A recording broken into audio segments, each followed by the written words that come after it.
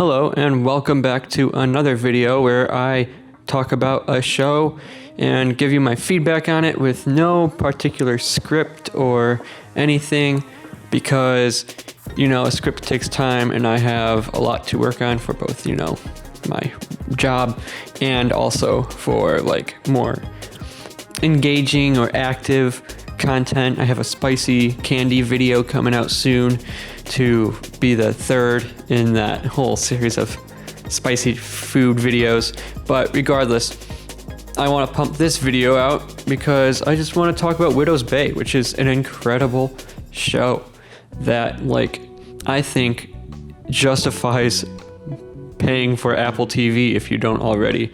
I think Widow's Bay is such a good show that it justifies Apple TV. Even if you just pay for it for a month just to watch Widow's Bay, I highly recommend it. It's a fantastic show. Genuinely, maybe the best of the 2020s so far.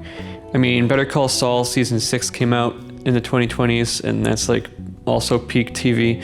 So, but it's definitely Widow's Bay is definitely one of the best of modern television, is the point I'm getting at. So what makes it so good? Well, for starters, the premise is so incredibly interesting to me. And I'm gonna try to avoid spoilers as much as possible because I really think you should watch this show. But there might be some minor spoilers, and I'll try to give a heads up. I'll try to keep that towards the back end of the show. All right, or the back end of this video, I mean. So it takes place on a spooky island. It takes place on an island off the coast of New England. And there's a town called Widow's Bay, and the town is struggling financially, but this island is cursed and a lot of spooky, creepy things are happening, right? All right, so it does have elements of horror in this show, but it's also pretty funny too. There's a lot of comedy in it too. Ultimately, it's a mystery. If I had to say one genre, I'd say mystery, because the mystery of the island and the cast trying to figure out what's wrong with the island, how to break the curse and all that. It's a mystery, and the mystery is super intriguing. I watched the first episode and then I couldn't put it down. I couldn't do anything else until I finished the season, and it was just so captivating and captured my attention immediately. The comedy is funny. I actually was laughing out loud. Was there cannibalism? No. I don't think that's right. It was very quippy. It's very quick humor, and it was just I just appreciate that. It was quick but clever. It was just very good and very well done. And the dialogue is very well written. It's these characters have known each other for a long time, so you don't feel like these characters are just getting to know each other or anything like that. It's very natural, and yeah, it's very interesting. And like I said, there are horror elements in every single episode. There are monsters the sea hag, which my sister Giselle and I constantly make jokes about the sea hag now. Every sailor knows the story of the hag.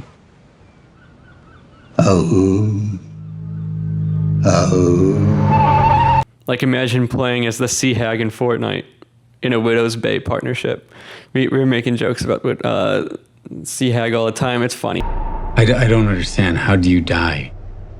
She crawls into your bed and sits on your face. And then there's the slasher guy, the boogeyman they call him. There's a slasher guy from parodying Jason from Friday the 13th or whatever, or any other number of slashers there are, right? There's a clown killer.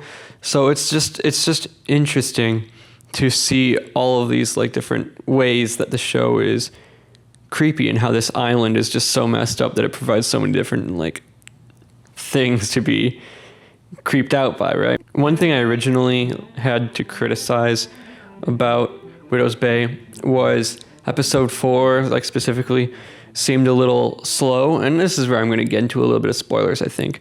But episode 4 seemed pretty slow and like didn't seem very engaging until like the end of the episode and all that. It had like a really phenomenal like conclusion, like where it was revealed that like Patricia wasn't just planning any ordinary like party. She was under the spell of this cursed book, and it was, you know, using the Kool-Aid with a punch to like brainwash everyone and like lead them to sacrifice themselves in the water, right?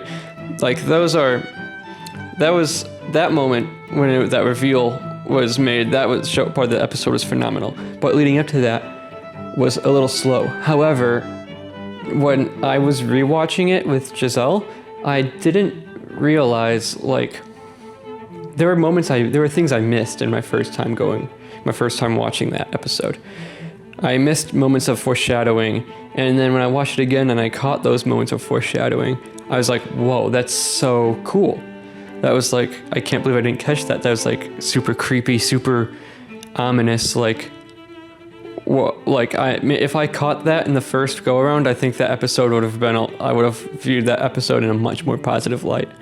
But now that I have seen that and all that, I actually think that episode 5 might be the weakest episode. The one where he takes like a drug and gets teleported around and all that. But when I say that's the weakest episode, I don't even mean it's a bad episode. I just think it's the weakest. I think the pacing in it is just a little off. Like overall, the season is phenomenal. Pacing's great overall.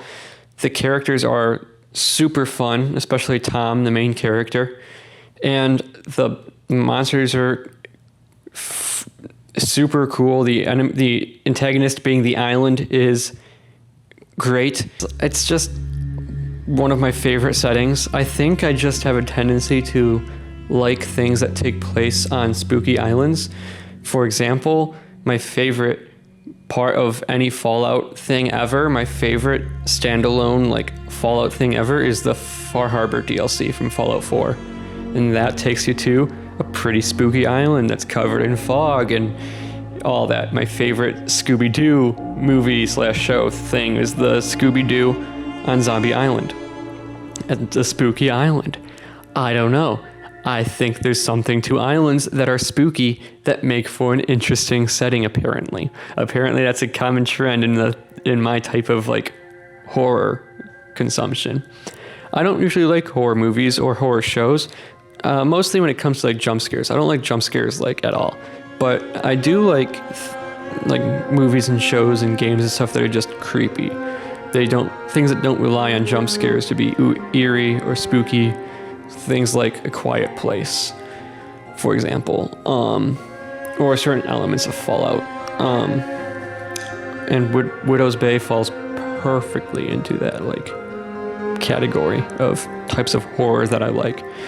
So it's so good. It's actually like, if you were disappointed by The Boys finale or Stranger Things finale or anything else, I don't think you'll be disappointed by Widow's Bay. So be sure to check that out. I highly recommend it. Like, pretty darn close to a 10 out of 10. I don't think I've ever given anything a 10 out of 10, but Widow's Bay is pretty close. So yeah, check it out, Apple TV, and I will see you in the next video. Obviously, like and subscribe if you enjoyed this and you want to see more movie, TV show talk. I've been getting into a lot more TV shows lately. And stay tuned for some fun vlogs.